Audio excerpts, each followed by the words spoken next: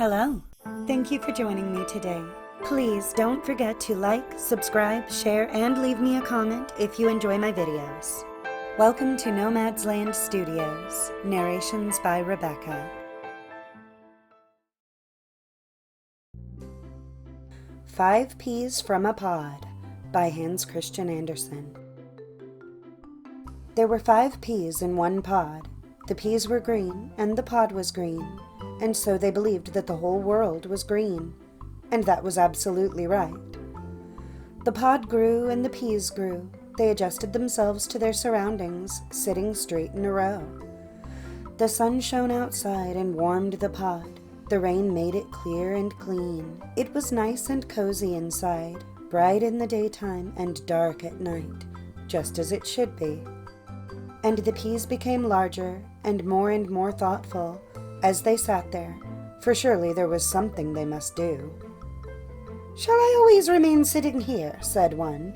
"If only I don't become hard from sitting so long. It seems to me there must be something outside. I have a feeling about it." And weeks went by. The peas became yellow, and the pod became yellow. "The whole world's becoming yellow," they said, and that they had a right to say. Then they felt a jerk at the pod. It was torn off, came into human hands, and then was put down into the pocket of a jacket, along with other full pods. "Now it will soon be opened up," they said, and they waited for that. "Now I'd like to know which of us will get the farthest," said the smallest pea. "Yes, now we'll soon find that out." "Let happen what may," said the biggest. Crack! The pod burst open, and all 5 peas rolled out into the bright sunshine. They were lying in a child's hand. A little boy held them, and said that they were suitable peas for his pea shooter. And immediately one was put in and shot out. "I'm flying out into the wide world! Catch me if you can!" And then it was gone. "I'm going to fly right into the sun," said the second. "That's a perfect pod, and very well suited to me." Away it went. "We'll go to sleep wherever we come to," said 2 of the others, "but we'll roll on anyway." And they rolled about on the ground before being put into the shooter, but they went into it all the same. "We'll go the farthest." "Let happen what may," said the last one as it was shot into the air, and it flew up against the old board under the garret window, right into a crack where there was moss and soft soil, and the moss closed around the pea. There it lay hidden, but not forgotten by our Lord. "Let happen what may," it said. Inside the little garret lived a poor woman who went out by the day to polish stoves. Yes, even to chop up wood and do other hard work, for she had strength and she was industrious. But still she remained poor. And at home in the little room lay her half-grown only daughter, who was so frail and thin. For a whole year the girl had been bedridden, and it seemed as if she could neither live nor die. "She will go to her little sister," the woman said. "I had 2 children, and it was hard for me to care for both, but then our Lord divided with me and took the one home to himself. I wanted to keep the one I have left, but probably he doesn't want them to be separated, and she will go up to her little sister."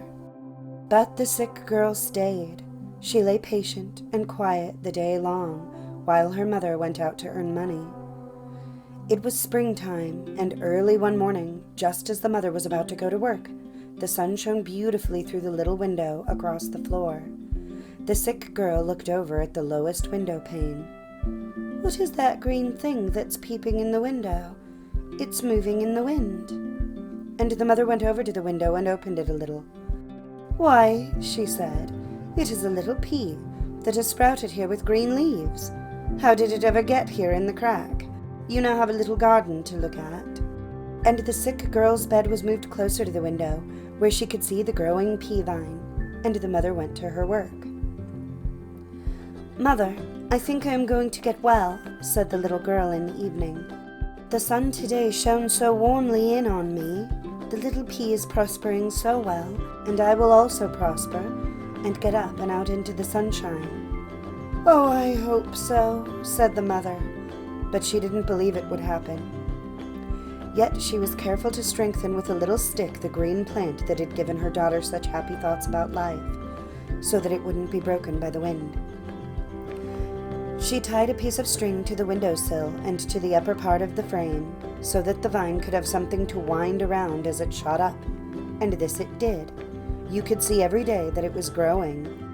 "Look, it has a blossom," said the woman one morning. And now she had not only the hope, but also the belief that the little sick girl would get well.